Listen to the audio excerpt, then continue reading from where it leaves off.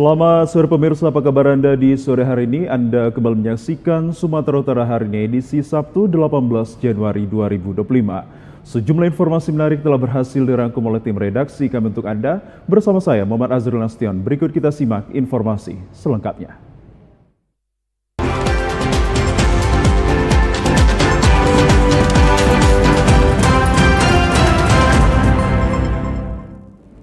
Pemirsa, di informasi yang pertama, akibat drainase yang buruk dan tingginya curah hujan menyebabkan belasan rumah terendam banjir di Labuhan Batu Selatan yang mengakibatkan warga tidak dapat beraktivitas. Banjir setinggi 1 meter ini disebabkan drainase tidak mampu menampung debit air hujan yang terus-menerus sehingga meluap dan merendam belasan rumah di Dusun Kampung Baru Blok Songo, Desa Sisumut, Kecamatan Kota Pinang kemarin malam. Selain menggenangi jalan dan rumah warga, banjir juga mengakibatkan lumpuhnya aktivitas para warga sehari-hari. Kepala Dusun Kampung Baru Blok Songo, Fitra Budianto, mengatakan bahwa banjir terjadi pada pukul 1 malam dini hari, merendam rumah mulai dari halaman depan hingga belakang rumah. Banjir ini diakibatkan oleh curah hujan yang tinggi menyebabkan air meluap hingga merendam belasan rumah warga. Rumah terendam kira-kira sekitar 13 sama di depan, dan depan mulai ke belakang 13 rumah. Kalau terjadi banjir ketika volume air atau hujan deras, karena di depan ada penempatan paret, disitulah sering terjadi banjir. Nggak setiap hari, maksudnya nggak sering lah, cuman kalau udah volume banjir deras, itu terjadi banjir. Tinggian air kira-kira seperti seorang dewasa lah, Pak.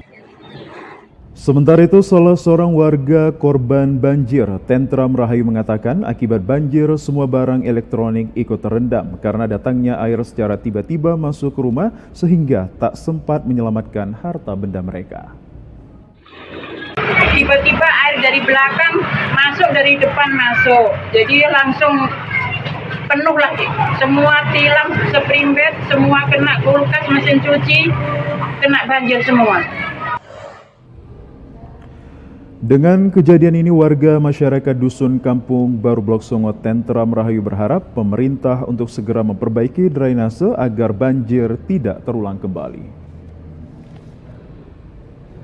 Masih berkaitan dengan banjir pemirsa, banjir masih merendam sejumlah kawasan di Kabupaten Batubara, Sumatera Utara. Badan Penanggulangan Bencana Daerah BPBD setempat mulai mendirikan tenda pengungsian untuk korban banjir. Salah satu daerah yang masih terendam banjir berada di Desa Kuala Sikasim, Kecamatan Sebalai, Batubara. Hingga Jumat sore, ketinggian air masih berkisaran 50 cm hingga 1 meter.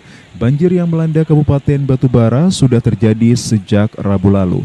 Berdasarkan data dari BPBD Batubara, ada 2.500 lebih rumah warga tersebar di 5 kecamatan yang terdampak oleh banjir.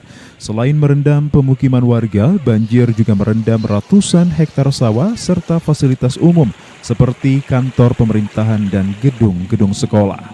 Sejumlah upaya telah dilakukan BPBD Batubara, diantaranya mengevakuasi warga ke tempat yang aman dan mendirikan posko banjir di sejumlah titik. Banjir di Batubara dipicu meluapnya beberapa sungai akibat curah hujan tinggi dalam beberapa hari terakhir. Upaya BPBD untuk saat ini, kami sudah berupaya mengevakuasi masyarakat yang memang terdampak, mendirikan tenda-tenda, yaitu yang seperti yang di belakang kita ini adalah berdiri tenda pusko. Kemudian ada juga beberapa desa lagi yang sudah kami dirikan. Biasanya di Batubara ini dia banjir kiriman dari kabupaten lain, dan curah hujan untuk saat ini lagi tinggi-tingginya. Pemirsa, banjir luapan Sungai Bahilang merendam ratusan rumah warga yang tersebar di sejumlah kelurahan di Kota Tebing Tinggi. Pemerintah Kota Tebing Tinggi diharapkan tanggap melakukan evakuasi mengingat curah hujan semakin tinggi sejak seminggu terakhir. Dari pantauan tim liputan TVRI di lokasi banjir di Kota Tebing Tinggi pada Sabtu pagi terjadi di Kelurahan Mandailing, Kecamatan Tebing Tinggi Kota, dan Kelurahan Persiakan, Kecamatan Padang Hulu, Tebing Tinggi. Di lokasi ini ketinggian air banjir mencapai 80 cm dan hampir merata sekecamatan Kota Tebing Tinggi.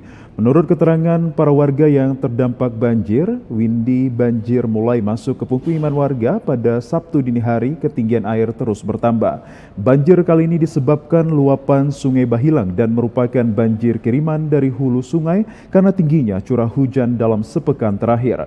Meski terendam banjir, warga masih tetap bertahan di rumah masing-masing karena belum ada posko pengungsian yang disediakan pemerintah Kota Tebing Tinggi. Warga berharap pemerintah cepat tanggap mengingat curah hujan semakin tinggi sejak seminggu terakhir.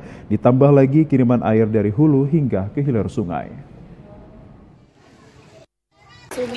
Aliran Sungai Bahilang.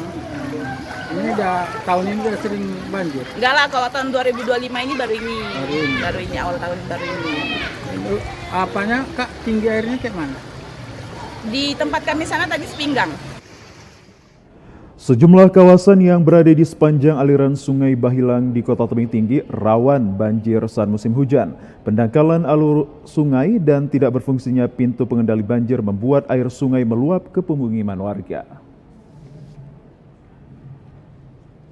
Ya, pemirsa, banjir besar menerjang sebahagian besar Kota Tebing Tinggi, terutama di Kecamatan Padang Hulu, Kelurahan Persiakan menjadi kelurahan terparah terdampak banjir. Warga tetap dihimbau agar waspada dan pembuatan dapur umum dilakukan di Kelurahan Persiakan.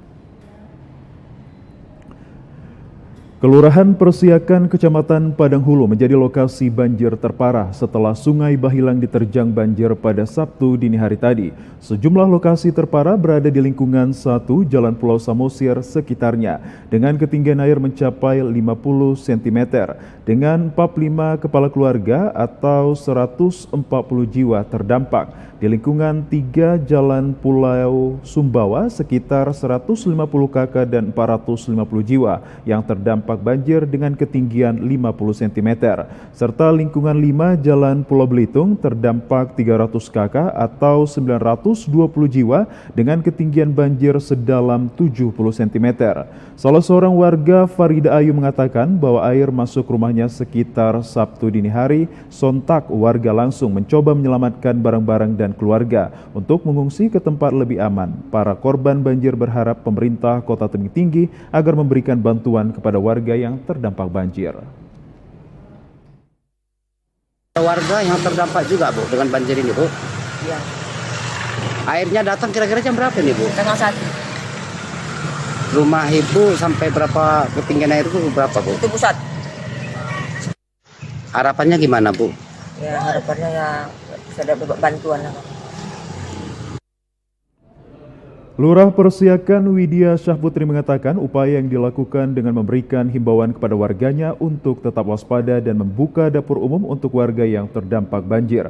Makanan dan minuman seperti mie instan dan obat-obatan dapat diambil di dapur umum Kelurahan Persiakan. Di Kelurahan Persiakan itu ada 3 titik yang terdampak banjir. Lingkungan 1, lingkungan 3, lingkungan 5. Tetapi karena ini banjir besar, masuk juga di lingkungan 2. Kami Kelurahan Persiakan, kalau ada terdampak banjir itu kami menyiapkan makanan siap saji yang dimasak oleh kader-kader kita di Kelurahan Persiakan, posko di dapur umumnya, Pak. Itu sementara ada korban jiwa, Bu? Korban jiwa tidak ada, Pak. Sementara itu, pemirsa, di Kabupaten Asahan memasuki hari ketiga banjir masih merendam ratusan hektar di Kabupaten Asahan. Akibatnya petani merugi karena tanaman padi rusak. Inilah video udara kondisi banjir yang merendam ratusan hektar sawah di Desa Gajah, Kecamatan Meranti, Kabupaten Asahan, Sumatera Utara pada Jumat siang. Sepanjang mata memandang hanya tampak genangan air yang menutupi tanaman padi milik petani. Banjir yang merendam areal persawahan ini sudah berlangsung selama 3 hari yang disebabkan meluapnya Sungai Sikasim karena intensitas hujan cukup tinggi. Salah seorang petani Charter Panjaitan mengatakan bahwa tanaman padi yang baru ditanami dipastikan akan membusuk karena terendam banjir. Akibatnya petani harus mengeluarkan biaya untuk melakukan penanaman ulang. Banjir kali ini merupakan yang terparah dalam kurun waktu beberapa tahun terakhir. Para petani berharap adanya upaya perbaikan tanggul sungai agar air sungai tidak meluap ke areal persawahan saat musim penghujan. Selama ini baru ini terparah, baru ini. Padahal hujannya cuma baru berapa hari ya. Ini yang terparah ini selama saya ada di desa Jadi inilah. Kalau solusinya ya kalau bisa tanggul-tanggul ini ditinggikan lagi, karena tak tertampung lagi sungai ini. Petani berharap kepada instansi terkait agar segera melakukan pembangunan benteng bagi para petani. Kita ke sorotan lainnya pemirsa, kecelakaan beruntun terjadi di kawasan Jalan Platina Raya, Kelurahan Titipapan, Kota Medan kemarin. Diduga akibat truk kontainer bermuatan pupuk tidak kuat menanjak saat melintasi jembatan sehingga menabrak 2 mobil di belakangnya. Satu unit truk kontainer dengan nomor polisi BK8056BL bermuatan pupuk menabrak 2 mobil yang berada tepat di belakang truk tersebut hingga ringsek. Hal tersebut sempat menyebabkan kemacetan hingga 2 km. Kanit Lantas Polsek Medan Labuhan AKP Hidayat Nasution mengatakan kecelakaan beruntun ini disebabkan truk kontainer tidak kuat menanjak saat akan melintasi jembatan Sungai Deli, sehingga mundur dan menabrak 2 kendaraan lain yang berada di belakang truk. Meski sempat terjadi kemacetan hingga 2 jam, seluruh kendaraan yang terlibat kecelakaan beruntun berhasil dievakuasi dengan menggunakan alat berat. Tidak ada korban jiwa dalam kecelakaan ini, sementara supir truk telah dibawa ke Polsek Medan Labuhan untuk dilakukan pemeriksaan lebih lanjut. Telah terjadi mobil truk BK8056BL tidak bisa melakukan menanjak di jembatan sehingga turun yang mengakibatkan 3 kendaraan mengalami kerusakan. Untuk korban jiwa tidak ditemukan, tidak ada. Sementara untuk identitas maupun SIM keseluruhan pengendara sudah kita amankan. Pemirsa, di informasi lainnya, satu unit rumah milik seorang pensiunan guru bernama Sutiono ludes terbakar. Peristiwa ini terjadi di Jalan SM Raja, Gang Banten, Kelurahan Nangka, Kecamatan Binjai Utara pada Jumat dini hari. Meskipun tidak ada korban jiwa, namun kerugian yang ditimbulkan ditaksir mencapai total 200 juta rupiah. Hingga kini belum diketahui pasti apa penyebab terjadinya kebakaran, meski banyak yang menduga kebakaran terjadi akibat arus pendek listrik ataupun korsleting. Salah seorang anak pemilik rumah, Heru, mengatakan bahwa rumah tersebut dihuni oleh kedua orang tuanya dan 1 saudara perempuannya. Saat itu ketiganya sedang tertidur pulas di dalam rumah. Kebakaran pertama kali diketahui oleh Tika, kakak perempuannya yang tinggal bersebelahan dengan rumah orang tuanya. Melihat gumpalan asap tebal sudah menyelimuti rumah, tanpa berpikir panjang, Tika berteriak minta tolong dan segera membangunkan kedua orang tuanya untuk keluar dari dalam rumah tersebut. Kobaran api pertama kali terlihat dari dalam kamar belakang dan terus membesar hingga seluruh ruangan rumah. Namun 5 unit sepeda motor, 1 unit mobil, barang dan surat berharga lainnya masih sempat diselamatkan. Sedangkan untuk barang-barang elektronik seperti TV, kulkas, kursi, meja, dan pakaian semuanya habis terbakar. 5 unit mobil pemadam kebakaran BPBD pemerintah Kota Binjai diterjunkan untuk memadamkan api, dibantu warga sekitar. Setengah jam kemudian api baru dapat dijinakkan. Ternyata di kamar nomor 2 itu asap ngepul udah banyak. Maka terjadilah di situ pada waktu itu api sudah nyebar di situ, udah terkumpul situ, terkunci, didobraklah sama abang ipar. Disitulah nyebar semuanya sampai ke rumah-rumah sini, Bang. Belum tahu ya? Belum tahu penyebabnya apa. Apakah dari korsleting listrik, kita nggak tahu, Bang. Karena di situ posisinya di kamar 2 tidak ada yang namanya aliran listrik, tidak ada yang namanya ngecok apapun, gosokan segala macam nggak ada. Kalau bisa penyelidikan lah, Bang. Kalau bisa. Jadi kan tahu kita penyebabnya itu apa kan. Jadi kita nggak nggak seujung sama sekali sama siapapun kan, apa itu fasilitas listrik atau segala macam. Saya kan nggak tahu. Kalau bisa polisi kalau bisa menyelidikilah kebakaran ini terjadi kenapa. Belasan pemuda menyerang satu unit grosir di Kota Medan. Dalam aksinya yang terekam kamera pengawas atau CCTV, para pemuda tersebut sempat menyerang penjaga toko dan menjarah barang-barang yang terpajang di toko. Rekaman video kamera pengawas memperlihatkan satu unit toko grosir di Jalan Karya, Kecamatan Medan Barat menjadi sasaran penyerangan belasan pemuda pada Jumat dini hari. Saat melakukan penyerangan, para pemuda mengambil barang-barang toko dan penjaga grosir Misbarzi menjadi korban dan mengalami luka-luka di sekujur tubuhnya. Ketika ditemui, Misbarzi mengatakan awalnya sedang melayani pembeli, tiba-tiba datang belasan pemuda dan langsung menyerang dirinya bersama pengunjung toko. Korban sudah melaporkan kejadian ini ke kantor polisi. Kerugian yang ditaksir mencapai 5 juta rupiah. Dirinya berharap polisi rutin melakukan patroli agar kejadian tersebut tidak terulang kembali. Ngejar orang yang beli rokok tadi bang, ada anak muda juga bang. Kalau masalah itu kurang tahu bang, paling tengok CCTV dulu bang. Yang diambil apa aja bang, yang abang tahu? Kalau aku tengok CCTV rokok bang, rokok, es krim. Berapa kerugian bang? Lebih kurang bang? Jutaannya bang? Ya, 4-5 juta lah.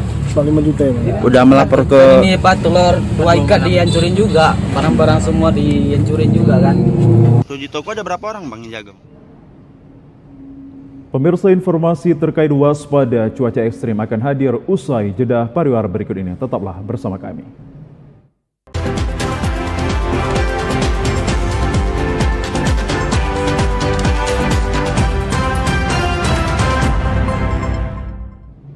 Terima kasih pemirsa, Anda kembali bersama kami. Memasuki penghujung musim hujan di Sumatera Utara masih berpotensi terjadi hujan sedang akibat dari adanya angin timuran.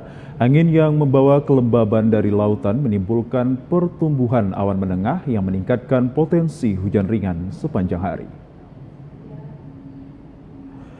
Balai Besar Meteorologi, Klimatologi, dan Geofisika Wilayah 1 Medan memprediksi 1 pekan ke depan beberapa wilayah di Sumatera Utara, terutama Kota Medan, masih berpotensi mengalami hujan ringan sepanjang hari.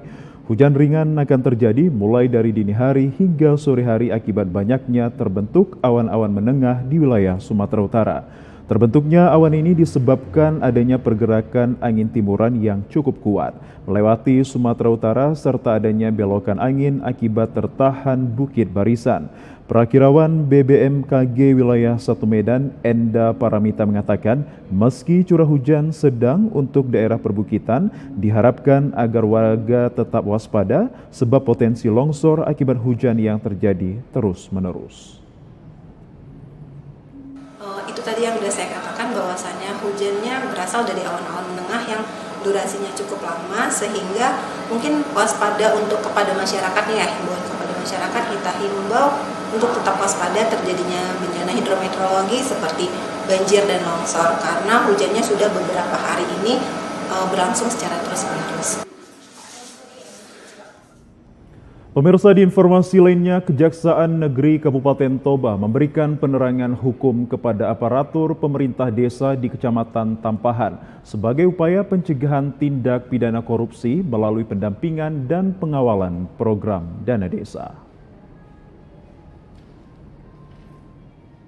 Kegiatan tersebut dibuka Kepala Kejaksaan Negeri Kabupaten Toba Dohar Nosib Nainggolan didampingi Kepala Seksi Intelijen Beni Surbakti yang dilaksanakan di Aula Kantor Camat Tampahan Kabupaten Toba pada kemarin.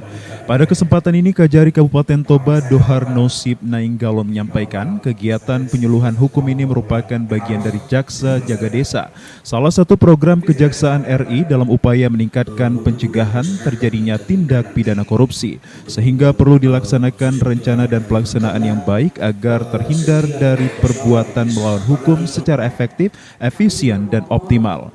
Hal ini juga tidak luput dengan dilaksanakannya tertib administrasi dan pengelolaan keuangan dana desa dengan tepat guna dan tepat sasaran pula. Maka kecil kemungkinan terjadinya perbuatan melawan hukum yang berakibat merugikan keuangan negara. Dohar juga memberikan materi terkait dampak narkotika, kekerasan seksual, dan KDRT untuk dapat meningkatkan pengetahuan kewaspadaan khususnya di Kabupaten Toba. Camat Tampahan Lisbeth Mariani Situmorang sangat mengapresiasi penuh kehadiran Kejaksaan Negeri Kabupaten Toba atas penerangan hukum yang telah diberikan dan berharap kegiatan seperti ini dapat berlanjut sehingga upaya pencegahan korupsi dapat teratasi dengan memberikan pemahaman dan pengetahuan terkait hukum kepada masyarakat. Kejari tadi mengimbau tentang hukum dan menjelaskan, memberikan penerangan kepada seluruh pemerintah desa termasuk aparatur yang hadir di sini, dan kami menyambut dengan apresiasi ya, bahwasanya sosialisasi atau penerangan hukum tersebut sangat bermanfaat sekali bagi pemerintah desa. Pemirsa, bidang pendidikan madrasah kantor wilayah Kemenak Sumatera Utara menggelar kampanye pencegahan anti-bullying di madrasah. Kemenak Sumatera Utara akan memberikan sanksi tegas kepada kepala sekolah dan guru jika masih terdapat bullying di madrasah. Pencegahan atau anti-bullying di lingkungan madrasah haruslah ditingkatkan. Kepala Bidang Pendidikan Madrasah Kanwil Kemenak Sumut Erwin Pinayong Dasopang mengatakan permasalahan yang kerap terjadi adalah permasalahan kekerasan fisik dan verbal. Madrasah harus menjadi tempat yang baik dalam menimba ilmu. Kepala Kantor Wilayah Kemenak Sumatera Utara Ahmad Kosbi mengungkapkan bahwa lingkungan keluarga menjadi poin utama dalam menentukan sosial individu seseorang anak. Salah satu permasalahan yang harus dihadapi adalah perlakuan bullying. Hal tersebut diungkapkannya pada acara gebiar deklarasi kampanye anti-bullying di Madrasah se-Sumatera Utara di Aula Kantor Kemenak Sumut Jalan Gatot Subroto Medan kemarin. Deklarasi anti-bullying ini ditandai dengan penandatanganan komitmen pernyataan bersama pencegahan bullying di madrasah oleh Kepala Kemenak Sumut, Ombudsman Sumut, Dinas PPA KB Sumut, dan Lembaga Perlindungan Anak. Ahmad Kosbi menegaskan kegiatan ini dilakukan sebagai wujud dukungan nyata anti-bullying di madrasah. Pendidikan madrasah ini terdapat mata pelajaran berbasis akhlakul karimah yang menyimbangi dunia dan akhirat. Perbuatan bullying yang dilakukan kelompok atau seseorang secara fisik atau psikologis berpotensi membuat korban trauma. Pihaknya akan memberikan sanksi tegas kepada pengelola sekolah dan guru jika masih terdapat bullying di madrasah setelah dilaksanakan deklarasi anti-bullying di madrasah. Kita ke informasi lainnya, pemirsa. Aktivitas pertambangan emas secara ilegal di bantaran Sungai Batanggadis, Kecamatan Kota Nopan, Kabupaten Maling Natal kembali ditertibkan. Sejumlah peralatan dan kemah peristirahatan para penambang dimusnahkan dengan cara dibakar. Penertiban tambang emas ilegal dilakukan menggunakan ekskavator dan mesin dompeng oleh tim gabungan Polres Mandailing Natal, TNI, dan Forum Komunikasi Pimpinan Daerah. Kegiatan dipimpin Kapolres Mandailing Natal AKBP Ari Sofandi Palo. Razia penertiban aktivitas tambang emas ilegal sekaligus memberikan edukasi kepada masyarakat yang mencari emas secara tradisional untuk meninggalkan lokasi tambang. Di lokasi kegiatan tambang ini, tim gabungan menemukan sejumlah alat dan kemah peristirahatan para penambang, seperti alat box penyaring material batu dengan emas, alat mesin dompeng, terpal penyaring emas, dan pipa penyedot material dari dalam lubang. Adapun alat ekskavator tidak ditemukan petugas di lokasi karena diduga razia gabungan ini telah terlebih dahulu diketahui para penambang.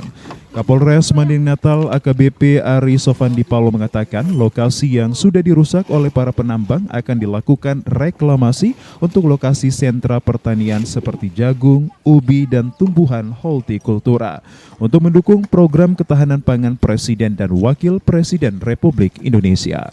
Kita tadi sudah menertibkan beberapa lokasi. Yang ada di belakang saya adalah bagaimana upaya pemerintah, Polres, TNI, untuk berpikir walau lokasi ini bagaimana kita mengembalikan kondisi semula. Paling tidak kita bisa mendukung programnya Bapak Presiden, yaitu Asta Cita, di mana kita bisa bersuasembada pangan dengan ketahanan pangan terutama di Kota Nopan. Kita kembalikan lagi Kota Nopan ini sebagai lumbung. Kalau dulunya lumbung karet, ini mau kita kembalikan, akan kita upayakan bekas lokasi ini akan kita upayakan untuk penanaman jagung. Pemirsa, pabrik gula Kuala Madu yang berada di Kecamatan Binjai mentargetkan produksi gula dengan total sebanyak 18.250 ton dan rendimen 6,3% di tahun 2025. Hal ini disampaikan SFV MKSO PT Sinergi Gula Nusantara Febi Marpaung yang didampingi General Manager GMPT SGN Unit Pabrik Gula Kuala Madu PGKM. JH Purba saat ditemui setelah melaksanakan prosesi acara penggilingan tebu perdana di awal tahun 2025.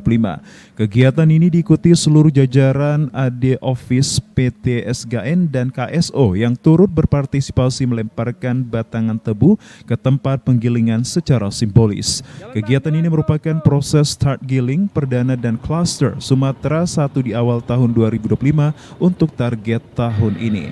Untuk cluster Sumatera 1 bisa menggiling tebu minimal di angka 290.000 ton dengan rendemen 6,3% dan bisa menghasilkan gula dengan total jumlah yakni 18.250 ton. Untuk mendukung proses giling tebu di PGKM, pihak PT SGN sudah mempersiapkan peralatan, infrastruktur, dan lain sebagainya guna menunjang kinerja penggilingan tebu di pabrik ini. Namun sejauh ini berdasarkan penilaian dari tim PT SGN khusus untuk PGKM mendapatkan nilai 99%, yang artinya sangat cukup baik untuk tempat proses penggilingan tebu. Pihaknya sangat optimis PGKM mampu mencapai target dalam menghasilkan gula. Hal ini menandakan persiapan pabrik yang lebih baik dari tahun ke tahun yang didukung pihak perkebunan yang menunjukkan kinerja yang baik dan menghasilkan tebu yang berkualitas. Pemirsa, puncak Hari Jadi Kabupaten Langkat ke-275 ditandai dengan sidang paripurna di gedung DPRD Kabupaten Langkat. Di usianya yang ke-275, Kabupaten Langkat sudah ada sejak pertama didirikan oleh Dewa Syahdan sekitar tahun 1670 Masehi. Langkat merupakan salah satu daerah Kesultanan Melayu yang ada di Sumatera Utara dan dipimpin oleh seorang sultan ataupun raja. Kesultanan Langkat diawali oleh Sultan Kahar, Sultan Bendahara Raja Badi Raja Ahmad, Sultan Musa Abdul Aziz Abdul Jalil Rahmat Shah, dan Sultan Abdul Jalil. Meski keberadaan kesultanan tersebut sudah mulai memudar, namun peninggalan bersejarah baik berbentuk fisik dan norma-norma tentang kesultanan masih saja melekat hingga kini. Untuk melestarikan Kesultanan Langkat tersebut, pemerintah Kabupaten Langkat mengabadikan berbagai peninggalan kesultanan, salah satunya dengan menggelar hari jadi setiap tahunnya. Puncak Hari Jadi Kabupaten Langkat biasanya ditandai dengan sidang paripurna DPRD di Gedung Dewan Perwakilan Rakyat Kabupaten Langkat. Berbagai lapisan elemen masyarakat yang terdiri dari berbagai suku, etnis, dan budaya turut dihadirkan dalam sidang paripurna DPRD Kabupaten Langkat. Selain itu, daerah ini juga bertetangga dengan Kota Medan, Kota Binjai, dan Aceh Tamiang juga turut memeriahkan Hari Jadi Kabupaten Langkat. Kegiatan ini juga dihadiri oleh PJ Gubernur Sumatera Utara Agus Fatoni yang memberikan kata sambutan pada penyelenggaraan HUT Kabupaten Langkat ke-275 yang merupakan perjalanan cukup panjang. Saling bekerja sama untuk memajukan daerah, baik sesama stakeholder, pihak swasta maupun masyarakat. 275 bukan perjalanan yang singkat, perjalanan yang sangat panjang. Banyak sekali capaian, prestasi, penghargaan yang sudah diraih. Ini semua berkat kerja keras, berkat kerjasama semua pihak, baik pemerintah, swasta, dan juga masyarakat. Momentum Hari Jadi Kabupaten Langkat diharapkan tidak hanya sebagai kegiatan seremonial belaka, namun bagaimana eksekutif dan legislatif serta jajaran pemerintah mampu mensejahterakan masyarakat Langkat. Salah satunya dengan menggalakkan usaha mikro kecil menengah serta pembangunan infrastruktur, khususnya di daerah terpencil dan terpelosok yang ada di wilayah Kabupaten Langkat. Ya, pemirsa, untuk melestarikan budaya bangsa, TVRI Sumatera Utara malam ini akan menyiarkan secara langsung pagelaran wayang kulit mulai pukul 20.30 WIB dan diperkirakan akan berlangsung hingga pukul 3 dini hari dari halaman TVRI Sumatera Utara. Pagelaran wayang kulit malam nanti akan menampilkan dalang muda terkenal Ki Herjuno Pramarisa Fatlansah yang merupakan mahasiswa di Universitas Indra Prasta PGRI Jakarta dengan lakon Antareza, Mbalela serta dalang Danesworo Raffi Ramadan yang juga merupakan dalang muda dan piawai dalam memerankan lakon Gatot Kaca Lair. Pelaksanaan pagelaran wayang kulit ini dapat terlaksana berkat kerjasama Unindra PGRI Jakarta dengan TVRI Sumatera Utara. Acara ini merupakan bagian dari upaya pelestarian dan pengenalan budaya tradisional agar seni wayang tetap hidup dan dikenal oleh masyarakat luas di tengah arus modernisasi. Mengingat wayang kulit merupakan warisan budaya yang telah diakui UNESCO sebagai Masterpiece of Oral and Intangible Heritage of Humanity atau karya kebudayaan yang mengagumkan di bidang cerita narasi dan warisan budaya yang indah dan berharga pada 2003. Dalam melestarikan budaya, TVRI Sumatera Utara untuk kedua kalinya berkomitmen dan terus berupaya menampilkan pagelaran wayang kulit dalam rangka pembinaan serta melahirkan generasi-generasi penerus terkait seni dan budaya, khususnya seni pedalangan. Bagi Anda pecinta wayang kulit, jangan lewatkan pagelaran wayang kulit Semalam Suntuk mulai pukul 21.30 malam nanti hanya di TVRI Sumatera Utara. Pemirsa, informasi lainnya dapat Anda saksikan setelah jeda pariwara berikut ini. Tetaplah bersama kami.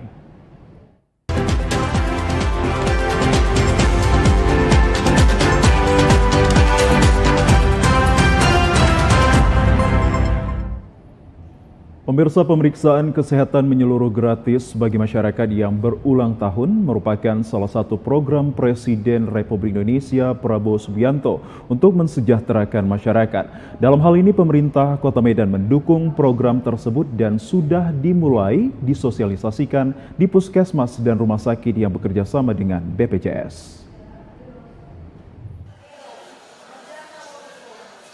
Meski baru akan dijalankan pada Februari mendatang, program Presiden dan Wakil Presiden Republik Indonesia Prabowo Gibran terkait pemeriksaan kesehatan gratis bagi warga yang berulang tahun ini sudah mulai disosialisasikan, termasuk untuk wilayah Kota Medan.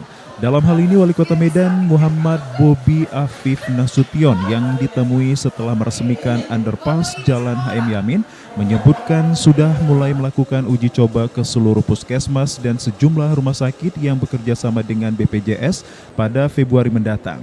Pemerintah Kota Medan telah siap menjalankan program nasional yang dicanangkan oleh Presiden Prabowo Subianto. Sudah kita buka ke puskesmas ataupun rumah sakit yang ada BPJS-nya, itu yang bisa mengajukan layanan. Pak, berarti ini ke puskesmas ya Pak, atau gimana Pak? Ke puskesmas dan yang layanan kesehatan yang ada BPJS.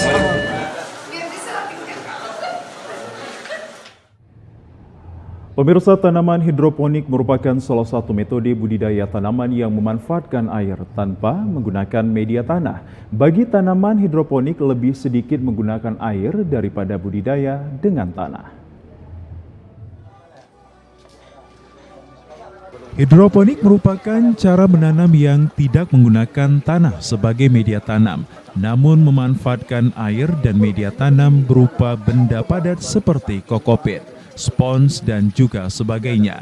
Penanaman dengan hidroponik biasanya dilakukan untuk beberapa jenis sayuran, daun, dan buah-buahan seperti bayam, kangkung, selada, pakcoy, sawi, tomat, dan juga cabai. Selain sayuran, tanaman buah seperti melon dan stroberi juga dapat ditanam dengan cara hidroponik. Jenis-jenis hidroponik yang sering digunakan yaitu sistem sumbu rakit apung, NVT, sistem irigasi tetes, sistem aeroponik.